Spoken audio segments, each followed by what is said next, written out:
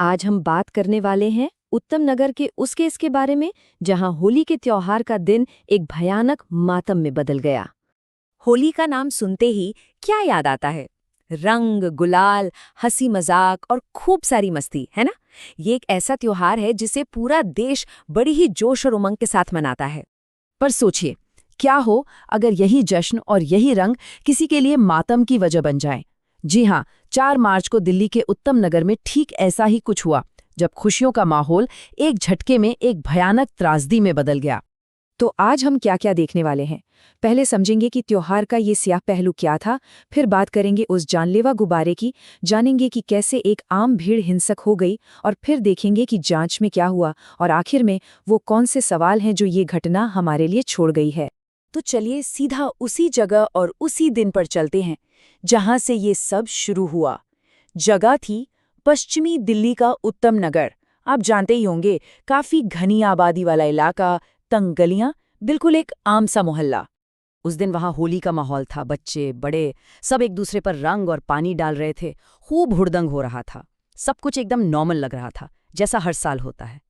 लेकिन किसी को भी इस बात का जरा भी अंदाजा नहीं था कि बस एक छोटी सी घटना सब कुछ बदल कर रख देगी।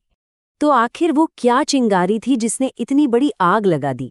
अक्सर ऐसी घटनाओं के पीछे कोई बड़ी वजह होती है, लेकिन यहाँ वजह जानकर आप हैरान रह जाएंगे। इस पूरी भयानक कहानी की शुरुआत होती है एक पानी के गुब्बारे से। जी हाँ, एक 11 साल की बच्ची ने खेल खेल में पानी का गुब्बारा फेंका, जो गलती से एक नौजवान को जा लगा।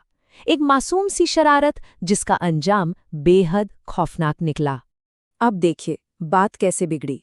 गुब्बारा लगने के बाद पहले एक मामूली सी बहस शुरू हुई, फिर वो बहस कहासुनी और गाली गलौज में बदल गई, और जब शोर शराबा बढ़ा तो आसपास के लोग भी इकट्ठा होने लगे। और बस यहीं से सिचुएशन हाथ से निकल गई। ये वो पल था जब कुछ लोगों का झगड़ा एक बिना सोचे समझे काम करने वाली गुस्साई भीड़ में तब्दील हो गया। आपको अंदाजा है, कुछ ही मिनटों के अंदर वहां पर करीब 50 लोग जमा हो गए थे। एक छोटी सी कहासुनी ने देखते ही देखते एक बड़े झगड़े का रूप ले लिया था। और अक्सर भीड़ के साथ यही होता है, उसका सारा गुस्सा, सारी नफरत किसी एक पर आकर टिक जाती है। इस मामले में भी बिल्कुल ऐसा ही हुआ।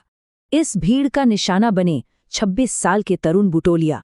जो लोग वहां मौजूद थे, उनके मुताबिक दर्जनों लोगों ने तरुण को चारों तरफ से घेर लिया और फिर बस बेरहमी से पीटना शुरू कर दिया। इस वहशी हमले में तरुण को इतनी गंभीर चोटें आईं कि उसे बचाया नहीं जा सका, और कुछ ही देर बाद उसने दम तोड़ दिया।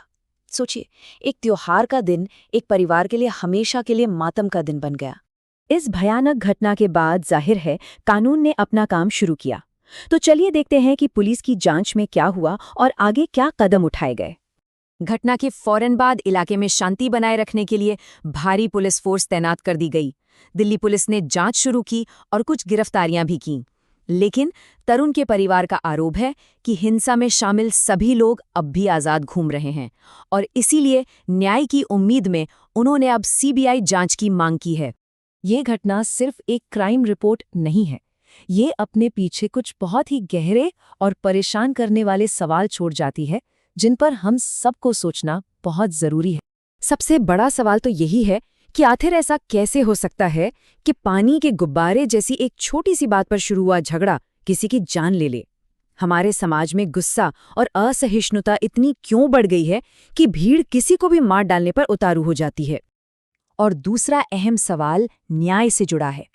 जब हिंसा करने वाली एक बड़ी भीड़ हो, तो क्या हर एक दोषी को सजा दिला पाना मुमकिन है? क्या ऐसे मामलों में हमारा सिस्टम पीड़ित परिवार को पूरा न्याय दे पाता है?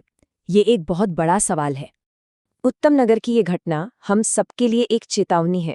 ये हमें दिखाती है कि कैसे समाज में बढ़ता हुआ तनाव और घटता हुआ सब्र एक छोटी सी चिंगारी को भी एक विनाशकारी आग में बदल सकता है। ये हमें सोचने पर मजबूर करती है कि एक समाज के तौर पर हम किस दिशा में जा रहे हैं।